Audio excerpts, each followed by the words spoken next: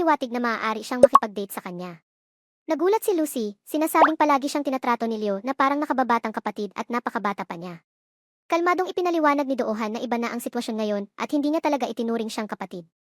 Idinagdag niya na alam niyang may nararamdaman siya para sa kanya at gusto niyang linawin ang lahat ngayon. Nawala ng salita si Lucy, hindi makasagot. Hinikayat siya ni Doohan na magsabi ng isang bagay, nagbibiro na hindi siya makahinga sa tensyon.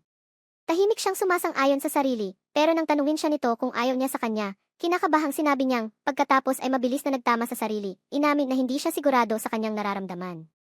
Hinihiling niya na magmungkahi siya ng ilang beses pa para makatulong sa kanyang pagpapasya. Kinumpirma ni Doohan kung gusto ba talaga niya ng maraming proposal, at sinabi ni Lucy na, nilinaw na hindi niya siya tinanggihan. Sinabi niya na kung hindi siya tinanggihan nito, tiyak na may nararamdaman ito at nahihiya lang. Itinanggi ito ni Lucy at binago ang paksa sa pamamagitan ng pagpuri sa cake. Umiti si Doohan at sinabing kaya niyang gawin ito para sa kanya araw-araw, na nagpapula at nagpapatawa sa kanya. Lumipat ang tagpo sa hostel ni Lucy, kung saan dinalhan siya ng kanyang mga kaibigan ng cake at ipinagdiwang ang kanyang kaarawan. Pinatay niya ang mga kandila at nagpasalamat sa kanila. Tinanong ni Lane kung paano naganap ang date niya kay Doohan at nahihiyang ibinahagi ni Lucy na nagpropose siya sa kanya. Nagpalakpakan ang kanyang mga kaibigan at hindi siya mapigilang umiti.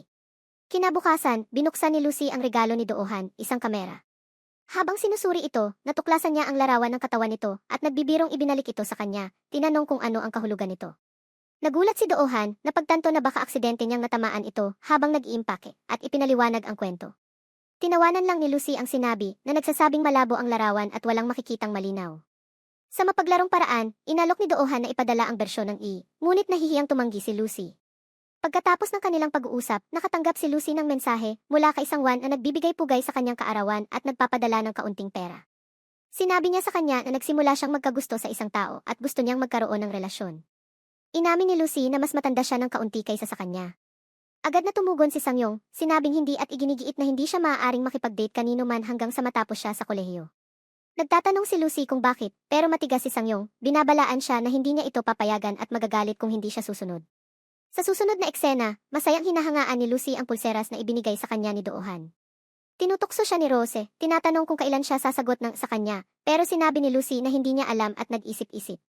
Kinabukasan, nasa isang restaurant kasama ang kanyang mga kaibigan si Lucy nang tumawag si Doohan, humihiling na magkita kinabukasan.